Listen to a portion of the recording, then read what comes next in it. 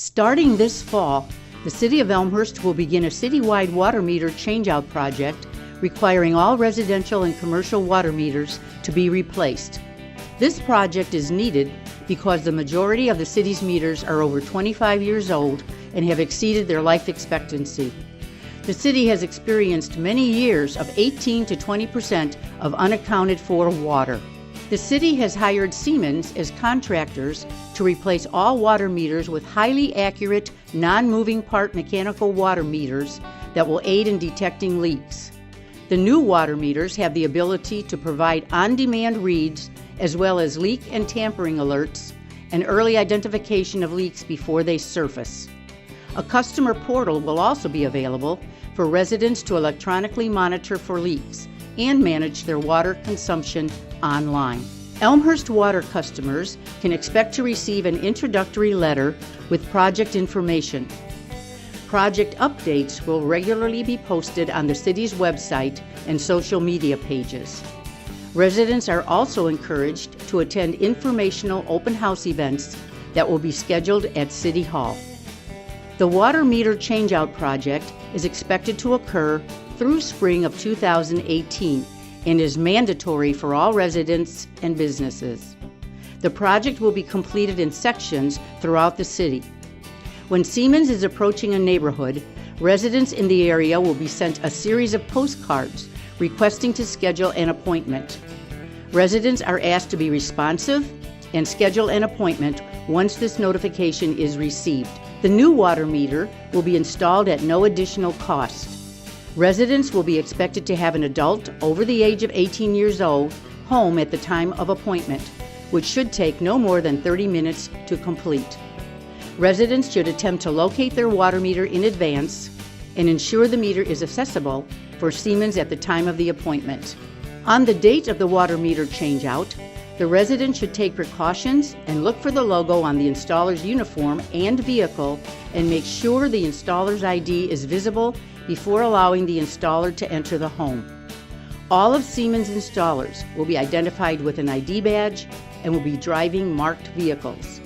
They will also be wearing project shirts with the project logo.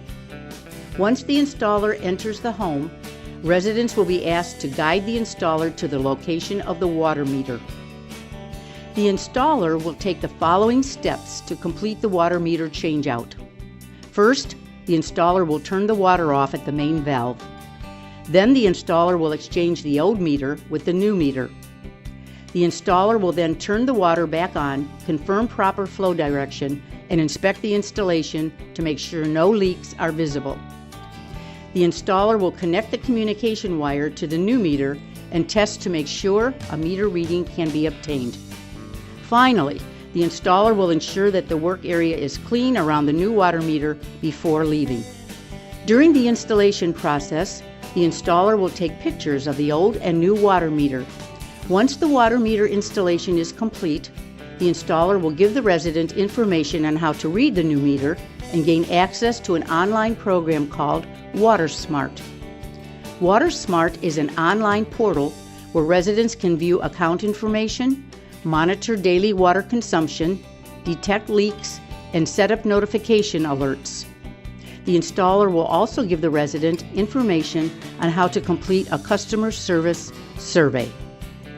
Once the water meter is replaced, residents will receive a bill that will look the same as previous bills, but will include any remaining water use on the old meter, along with any cumulative use on the new meter. All subsequent bills will only include use from the new meter. A noticeable difference in the new bill will include uses registered in gallons versus cubic meters. Any billing questions should be directed to the city's utility billing department by calling 630-530-3111. The City of Elmhurst would like to thank all water customers for their cooperation during this important city project. Please visit www.elmhurst.org/water-meter-changeout for more information and to find out what area Siemens is currently working in. For questions on the installation process, please contact Siemens at 866-260-3176. Have you visited the Elmhurst Public Library lately? The Kids Library is a wonderful place. When not being used for library programs and classes, Elmhurst Public Library cardholders can reserve the meeting rooms. The second floor is where you can find the adult and teen collections. An enclosed area devoted to high school students provides space to create, play, share, and study together. Use our computers or bring your own to our work-friendly business center. Technology classes for all expertise levels are taught in the computer lab. High-quality audio and visual equipment in the Creative Studio gives you the opportunity to create, record, make, and invent. You can produce real items with the 3D printer and poster printer. Study rooms provide space for studying on your own or working with others. The larger gathering room is available to reserve by Elmhurst Public Library cardholders. Our convenient book drop and drive-up window make picking up and returning library materials a breeze. Don't forget, Elmhurst Public Library is always open online at elmhurstpubliclibrary.org.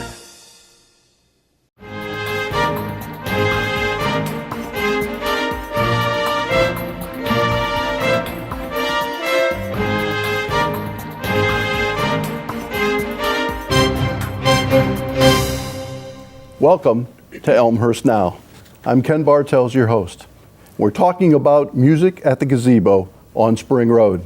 And to do that, we're talking about two well-known figures on Spring Road, Jack Island of the Silverado Grill and Todd Benson of Casco Communications. And gentlemen, welcome to Elmhurst Now. I'm delighted to be able to feature Spring Road on a program here. It's the 37th Elmhurst Now program. Music at the gazebo, Jack. When did it start? Actually, we checked with our treasurer, and the first check was written for a musician for this event in 2004. So we've got 14 years behind us. Started out at a Spring Road meeting. The association started in 1952, a collection of the local business merchants, service owners on Spring Road area, Elmhurst businesses. They get together once a month and take care of their own businesses and the activities. One of our business owners at the time, Doug Kuster, thought it would be a good way to kill a couple of Saturday or a couple of Thursday nights in the summer. He suggested that we use the park at the Prairie Path at Spring Road, where there happens to be a gazebo, and said, let's put music at the gazebo.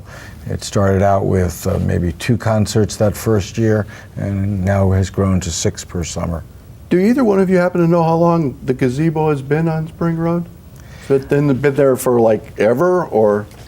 It hasn't been there forever. There used to be a train that went through. Sure. The Aurora Elgin right. train that went all the way back downtown to Chicago. That ceased operations, I believe, in the early 70s. They closed the railroad down and transformed the entire length into the Prairie Path. At that right. point, probably somebody funded the gazebo. It's actually the second gazebo on Spring Road. Okay. The first one was burnt down by high school children, apparently. And so they rebuilt it, and actually they made a stronger and fireproof structure out of it. Yeah. This was back probably around 2000. In the initial days of music at the gazebo, the trees, it's been now 14 years, the trees were a lot smaller. And in fact, they were able to gather the audience around the gazebo. We would put the acts in the gazebo, and that lasted for about 4 or 5 years until the crowds got too big, the trees got too big, and we needed to move it to a little further east and now take up the entire meadow. Well, and the 9/11 memorial got inserted there at that pretty much the same location, the gazebo and the memorial. Another Doug Kuster suggestion on Spring Road. Yeah. So who secures the entertainment for the series of music at the gazebo? I get to do that. Okay. Are they local acts? It's a variety. We happen to feature a lot of local acts, probably just because they're the people that I might come in contact with. But at one time we had another restaurant and it was big enough to do live entertainment. So I became familiar with booking bands, and I had a few bands that we have worked with from back in those days that we've worked with at the Gazebo as well. But we've had some luck going through Elmhurst College, and Doug Beach, the director over there, has steered me towards people who knew people. It's kind of the way it is. I can't do it, but I have some friends that are just what you're looking for. It's that kind of thing. And over the years, it's just grown to where we have more and more bands to pick from. Past members of the jazz band or vocalists or whatever that go out on their own professionally. Exactly. Sure. You occasionally have entertainment even at Silverado, and I imagine some of those acts have probably found their way to the Gazebo as well. Well, the last one we had in the Silverado was a rain out at the Gazebo. Okay. And this band actually, rather than go home and get half of what they were going to get, wanted to play for everything, that was the agreement. Sure. Yeah. So they came down to the restaurant, which was okay with me. Well, since you brought it up, what does happen in inclement weather with music at the Gazebo? It never rains. Well, it never rains on the golf course. It does rain at music at the Gazebo. And seasonally, once a summer, twice a summer, we'll have a scrub event. 10 years ago, it was people would come out and we'd try to disperse them. In the last year or two or three, with the advent of easier communications through our website, springroad.com, or through the Facebook page that Spring Road has, we're able to communicate that at 2 o'clock in the afternoon it doesn't look good, and at 6 o'clock we put out the word that we're going to cancel the event. It depends on the band as well. We run into bands that insist upon a contract. Usually in that contract there's some reference made to inclement weather, Yeah. And for our first band that we have in June, and they insisted on having notification by 2 in the afternoon, as like Todd mentioned. Once they set up, they want to be paid. That's the way it is with some. Well, it is a business. Yeah. And we survive by that the audience comes out. If the audience comes out and it's an enjoyable event, the Spring Road Association can say, yes, we want to put on more of these. Sure. A brief explanation that the bands don't come for free. Yeah. And we are given, Jack and I have a budget that's been provided by the association based on the enjoyment, whether people come out, whether it's a successful event, like any of our events, Spring Road Day, Easter egg hunt, the pet parade, the successful pet parade that just happened. We find that we can't do it without the help of the city. So in essence, the Spring Road Association has also reached out to the city of Elmhurst. We've requested, as part of their community grant program, that we're putting these concerts on for the city community, and they have responded, and we get a small stipend each year for a community grant. That adds to it. That could take up maybe 20-30% of our budget. The rest of it comes from the members who pay dues on Spring Road. And Roberto's Restaurant always sponsors one of the acts. Right. In the old days, we had 3 concerts and moved up to 4. Roberto's, the Marucci family, stepped up. It went up to 5, and now we're at 6 concerts. I think we're pretty maxed out. Okay, we'll talk about the concerts in just a second. What kind of crowds do you regularly draw? Let's forget inclement weather and gee, I don't know what it's going to be like at 6 o'clock at night. But on a perfect evening, average crowd last couple of years, 200 to 300 attendees. With certain acts, we can get up to 1,000 people in the park. Kathy Richardson draws extremely well. Again, these are Elmhurst natives coming out, our local community members, walking down the path and coming and sitting down. A lot of families. Yep. Okay. Eating pizza. Yeah. And a lot of the acts that we have gotten and try to get repeatedly, like get them back the next year, are acts that can entertain those families. Across the board. Yeah. Right. To try to spread it out. We get a lot of seniors. A lot of seniors like bringing a chair out and coming out and watching the music. The music, there's kind of a wide variety that we have, but most of it is not hard rock, Right. or particularly loud music. So the neighborhood sort of comes in. They know about it. Jack they come has in. chosen to, in the course of a season of all those shows, one of them will be just out of the ordinary, an educational music experience similar to going to a Leonard Bernstein Sunday afternoon concert. One year he had a group that did Hawaiian music, taught the audience how to do dancing, got the audience up and did that. We've had Cajun music from an Elmhurst professor, Earl Thompson, and his wife. They were just great. And again, this is not standard music. Jack seems to find some interesting eclectic mixes. So Jack, who's on the schedule that you know about this year? You bring some names? Can you reveal anything, Jack? It is June after all. Yeah. Well, the Stingrays, throwback group, first act, they were terrific. And they appeal to a wide variety. I think even the younger people that didn't hear that kind of music, or don't hear that kind of music perhaps on a regular basis, enjoyed it. It's upbeat, it's good. We've got a couple open dates in the middle. On July 19th, we have a group called Lake Effect. We've had them before.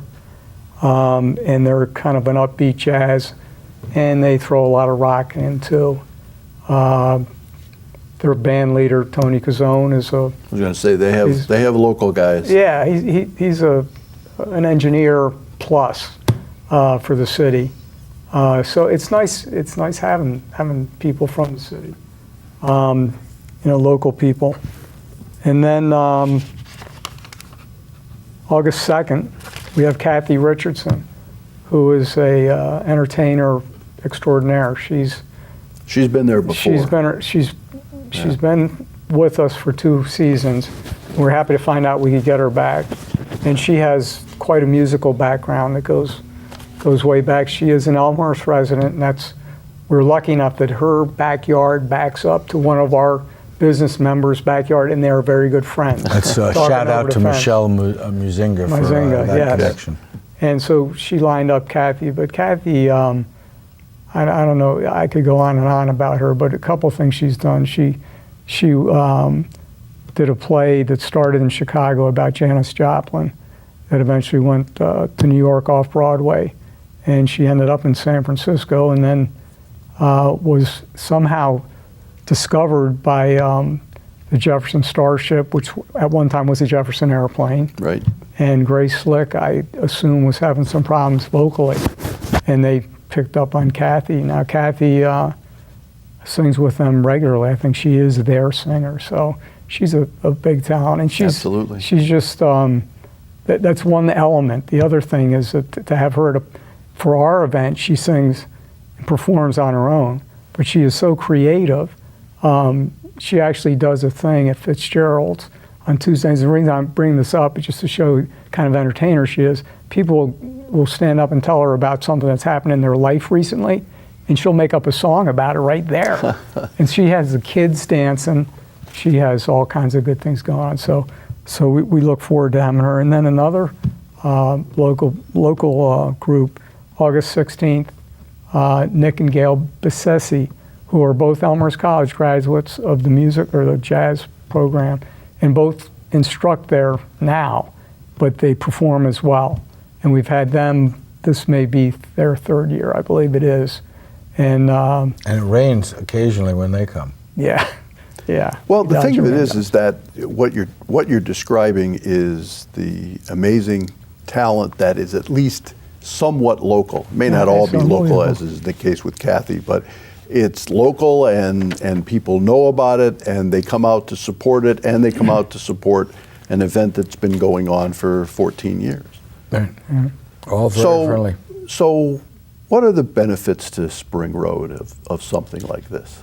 The merchants, the businesses, okay, the Silverado Grill is obviously going to get some business out of this, but what about the other businesses on Spring Road? How do they benefit?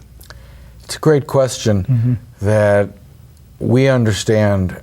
If all things are even in business, you'll do business with those that you enjoy doing business with. The Spring Road merchants understand that if they put on an egg hunt for Easter, or if they put ice sculptures and put a sleigh to give kids a little ride and put out some hot chocolate, or light up a tree, or all through the year connect with the community, it only helps their businesses. Sure, we may close the street down for St. Patrick's Day parade, and that might upset one or two merchants, but in the long run, there's 30,000 people that come to the street. The same thing with the recent pet parade.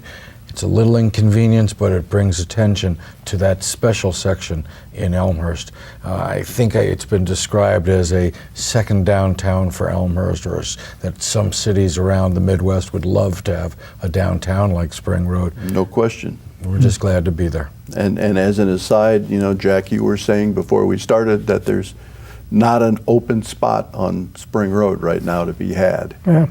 That's kind of amazing. Even in good economic times, that's amazing. Yeah. We're going to take a quick break. When we come back, we're going to talk more about music at the gazebo, but also about other events on Spring Road remaining yet in 2018, which amazingly enough is about half over, guys. This is Elmhurst Now. I'm Ken Bartels. We'll be right back.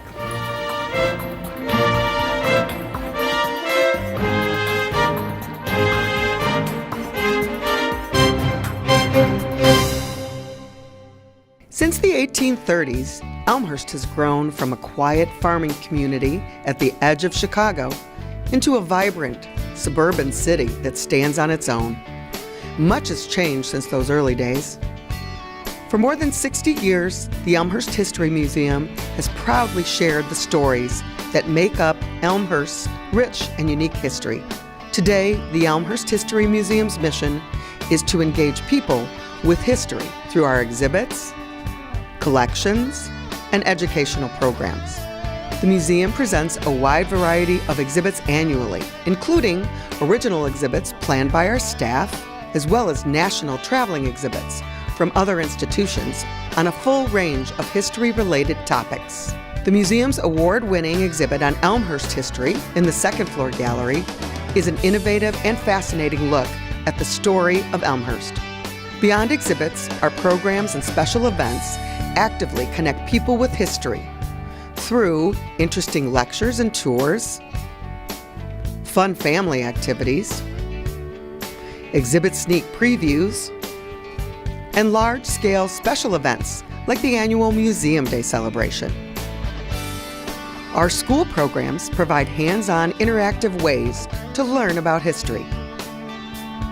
Children love to take part in the immersive experience at our Churchville one-room schoolhouse, led by a schoolmarm from the early 1900s, as well as participate in old-fashioned games and I Spy activities during field trips to the museum. There's always something new to see and do at the Elmhurst History Museum, so be sure to stop by soon at 120 East Park Avenue in downtown Elmhurst. The museum is located in the landmark Gloss Mansion, just across from the Elmhurst Metro Station. The Elmhurst History Museum is open Sunday and Tuesday through Friday from 1 to 5 p.m. and Saturdays from 10 a.m. to 5 p.m. Admission is free. For more information, please visit our website at elmhursthistory.org.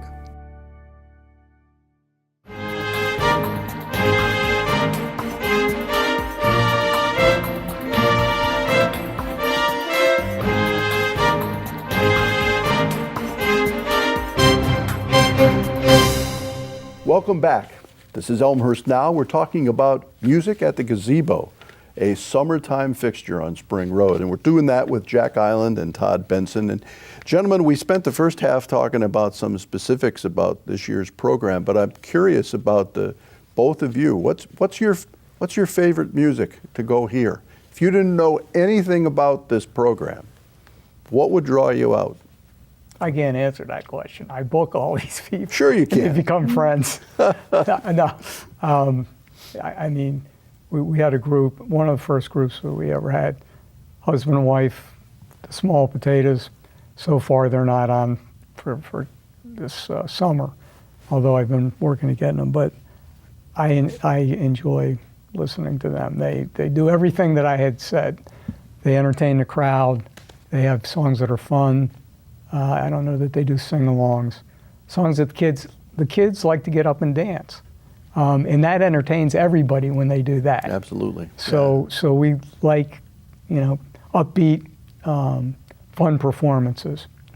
I like the look of a big band in our little park as the sun goes down, and the playing of an Artie Shaw or a big band sound to an audience that may not be familiar with it. It reminds me of my mom and dad, and it's just great seeing that in a local environment as the sun sets to the west on over Spring Road and the traffic's coming down.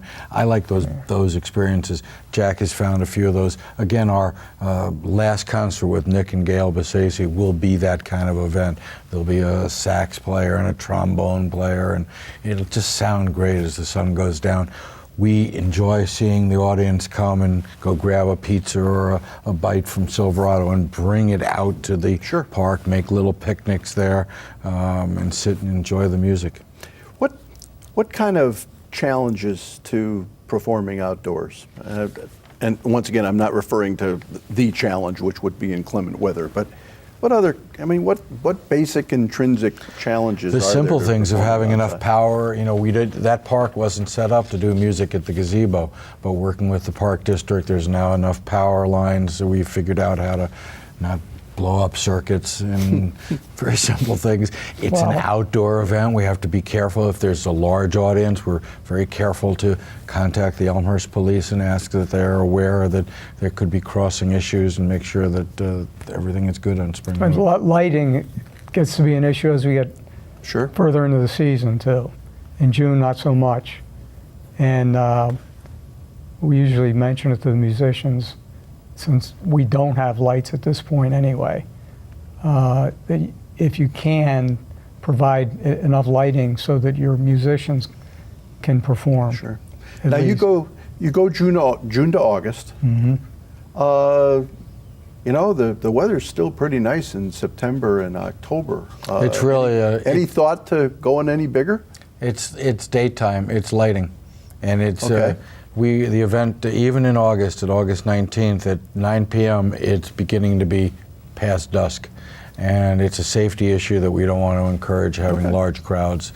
So September, October would be out of the question. Now, speaking of September, Spring Road shines with the third Saturday of September is Spring Road Day. A great day, especially if you're about this big. That would be a 4 or 5 year old.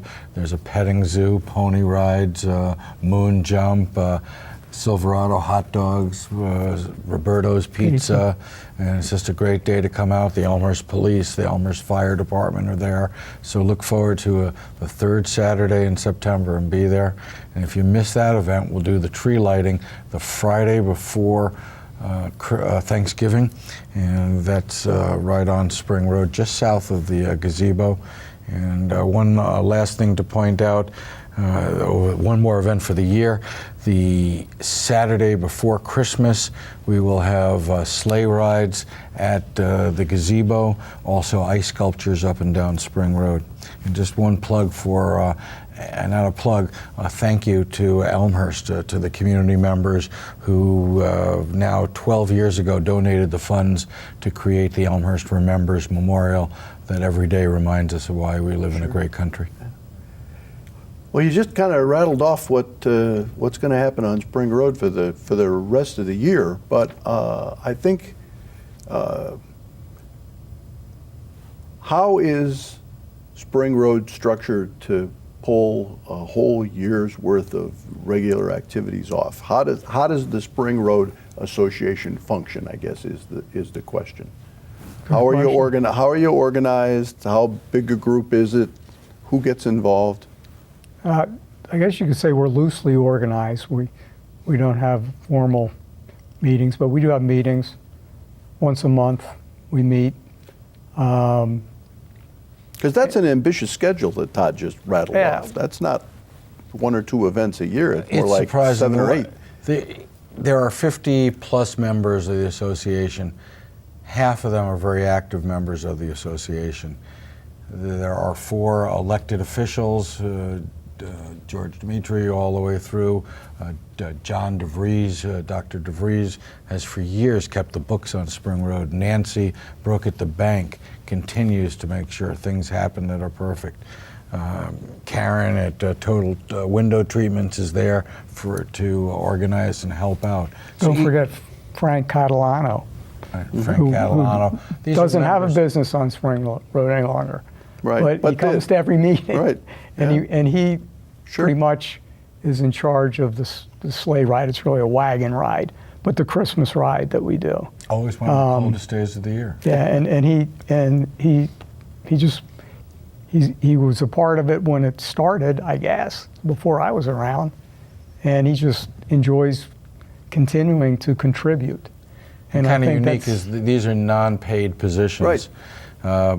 In fact, they have to pay to be in the association, and again, we over the years guard these events, take care of them, and make them right. The result is people say, "Hey, Spring Road's a nice place to be." Well, absolutely. And as I said, just the litany of events starting, at the beginning of the year, and then you've got the St. Patrick's Day Parade, and then you flow right into your spring and summer events, and then right back into the holidays. I mean, that's no small undertaking, as I'm telling you. You obviously know that because you're involved with all of that. That's ambitious, and that speaks, once again, as you said, Todd, a town like Elmhurst so richly blessed to have multiple economic areas like this. Well, and there are, I don't want to call them godfathers, but important people on Spring Road who watch out for tradition, watch out for just the fact that life should go on. One of them, Roger at Allen Heating. I don't know many people who may know him, but he's been there for a long time, as long as the day I walked onto Spring Road. A lot of things aren't there as they were 26 years ago, but Roger's business, Allen Heating and Air, is. If you ever want to get yourself set straight, you can just walk in there, ask what's going on, tell him what's going on. He'll make sure things are right. Who else fits in Sure. that category and they deserve to be mentioned? The Algrams. Charity and Scott Algram have Certainly. each, at different times, been chairman of our organization for multiple years. I did it once for 1 year, and that was enough. And if you like the St. Patrick's Day Parade, thank Charity Algram, thank Frank Catalano, and thank Jack Island for getting that started, and then Doug Kuster for moving it along, just to get the record on. So if I'm watching this program and I live somewhere other than Spring Road in Elmhurst, or I just moved to town and it's my first June in town, how do I find out about Spring Road? You mentioned the website earlier, but say it again and a little slower. Spring Road utilizes the internet. We have springroad.com. It's been a 12-year continuous operation. Over the years, we use that as a place to store information, to have our history of photos. In the last couple of years, we too have moved along, and it's a social media world. And whether it's Instagram or Facebook, follow Spring Road. And those who do through the great network of Facebook in Elmhurst, we easily can get the word out. Terrific. Last thoughts about this season's Music at the Gazebo before we close. An act you're looking forward to? Always Kathy Richardson. Okay. Happy to have her. I know it's going to be enjoyable. I don't know, really, you don't know what to expect. This will be the third year. The second year wasn't exactly like the first year. And here I am again. I got Nick and Gail Bassesi. They performed greatly. And Todd, you're Tony guaranteeing no rain this year, I understand. No rain, and we're also looking to great audiences. Come on out, enjoy yourself. If you're on a bicycle and you pass by, stop, get off, and this year, listen to the music. Absolutely. Well, thank you both not only for joining me tonight, but for everything you do on Spring Road. And I know this year's season is going to be a lot of fun. I'm looking forward to it myself. Look forward to seeing you there, Yeah. Ken, and all Thank of you you. both. thanks, Ken. We've been talking about Music at the Gazebo on Spring Road in Elmhurst here in 2018. And for Elmhurst Now, I'm Ken Bartels, and we'll see you again.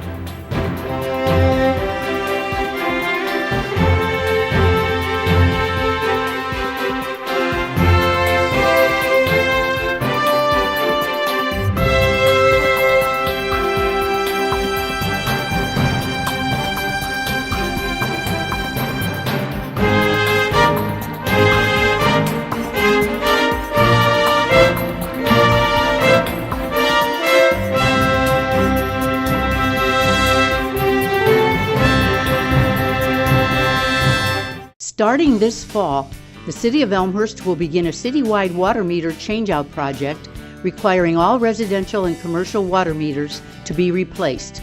This project is needed because the majority of the city's meters are over 25 years old and have exceeded their life expectancy. The city has experienced many years of 18 to 20% of unaccounted for water. The city has hired Siemens as contractors to replace all water meters with highly accurate, non-moving part mechanical water meters that will aid in detecting leaks. The new water meters have the ability to provide on-demand reads as well as leak and tampering alerts and early identification of leaks before they surface. A customer portal will also be available for residents to electronically monitor for leaks and manage their water consumption online. Elmhurst water customers can expect to receive an introductory letter with project information. Project updates will regularly be posted on the city's website and social media pages. Residents are also encouraged to attend informational open house events that will be scheduled at City Hall. The water meter changeout project is expected to occur through spring of 2018 and is mandatory for all residents and businesses. The project will be completed in sections throughout the city. When Siemens is approaching a neighborhood, residents in the area will be sent a series of postcards requesting to schedule an appointment. Residents are asked to be responsive and schedule an appointment once this notification is received. The new water meter will be installed at no additional cost. Residents will be expected to have an adult over the age of 18 years old home at the time of appointment, which should take no more than 30 minutes to complete. Residents should attempt to locate their water meter in advance and ensure the meter is accessible for Siemens at the time of the appointment.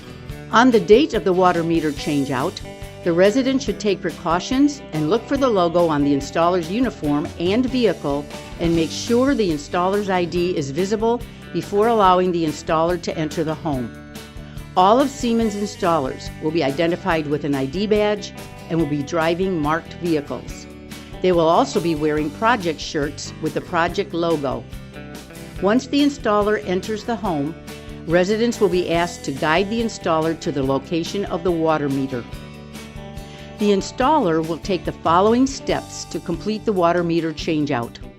First, the installer will turn the water off at the main valve.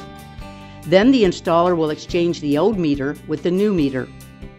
The installer will then turn the water back on, confirm proper flow direction, and inspect the installation to make sure no leaks are visible. The installer will connect the communication wire to the new meter and test to make sure a meter reading can be obtained. Finally, the installer will ensure that the work area is clean around the new water meter before leaving. During the installation process, the installer will take pictures of the old and new water meter. Once the water meter installation is complete, the installer will give the resident information on how to read the new meter and gain access to an online program called WaterSmart. WaterSmart is an online portal where residents can view account information, monitor daily water consumption, detect leaks, and set up notification alerts. The installer will also give the resident information on how to complete a customer service survey. Once the water meter is replaced, residents will receive a bill that will look the same as previous bills, but will include any remaining water use on the old meter, along with any cumulative use on the new meter. All subsequent bills will only include use from the new meter. A noticeable difference in the new bill will include uses registered in gallons versus cubic meters. Any billing questions should be directed to the city's utility billing department by calling 630-530-3111. The City of Elmhurst would like to thank all water customers for their cooperation during this important city project. Please visit www.elmhurst.org/water-meter-changeout for more information and to find out what area Siemens is currently working in. For questions on the installation process, please contact Siemens at 866-260-3176.